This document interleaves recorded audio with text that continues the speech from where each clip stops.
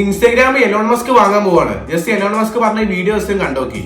I will buy tomorrow the entire Meta company. Facebook and Instagram will be mine too. പക്ഷെ വിഷയം എന്താ വെച്ച് കഴിഞ്ഞാല് ഇയാള് പണ്ടൊരു ട്വിറ്റർ എന്ന ആപ്പ് വാങ്ങിയിരുന്നു. ആ ട്വിറ്റർ ഇയാള് പ്രത്യേക കുന്തിരിപ്പ് തീർക്കാൻ വേണ്ടിട്ട് ട്വിറ്ററിന് മാറ്റി എക്സ് എന്നുള്ള പേരിട്ടു. എക്സ് എന്ന് പേരിട്ടൊക്കെ മാത്രമല്ല, ഇയാളത്തില് മോണിറ്റൈസേഷൻ കൊടുത്തു. എങ്ങനെ അറിയോ? നിങ്ങളൊരു പോസ്റ്റ് ഇടാം, അതിന്റെ അടി വന്ന ആൾക്കാർ എത്രയും കച്ചറുണ്ടാക്കുമോ, എത്രയും തല്ലുണ്ടാക്കുമോ, അത്രയും പൈസ നിങ്ങൾക്ക് കിട്ടും. അതായത് നിങ്ങൾ അതിന്റെ അടിമേക്കാൻ ഒരു എന്തെങ്കിലും കുന്തിരിപ്പ് കാട്ടിക്കോളി, ആൾക്കാരെ തല്ലുണ്ടാക്കി നിങ്ങൾക്ക് വേണ്ട പൈസ തരാം. അതാണ് ട്വിറ്ററിന്റെ പ്രത്യേകത. പിന്നെ വിഷയം എന്താ വെച്ച് കഴിഞ്ഞാല് ഇയാൾ LGBTQ+ ഭയങ്കര എതിരാണ്. ഞാൻ ഇൻസ്റ്റാഗ്രാം കയറി കഴിഞ്ഞാൽ എന്തുണ്ടാവും? ഇൻസ്റ്റാഗ്രാമിൽ LGBT പോകും, ന്യൂഡിറ്റി കാട്ടി നടക്കുന്ന ചില പ്രത്യേക സെലിബ്രിറ്റീസിനും മസാല തേച്ച് വിടും ചെയ്യും.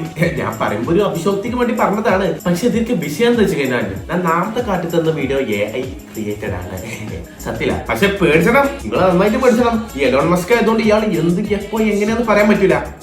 അപ്പൊ നമുക്കിനി ട്വിറ്റർ X ആയ പോലെ ഇൻസ്റ്റാഗ്രാം Y ആവോ Z ആവോ എന്നുള്ളത് നോക്കാം. അപ്പൊ ബൈ.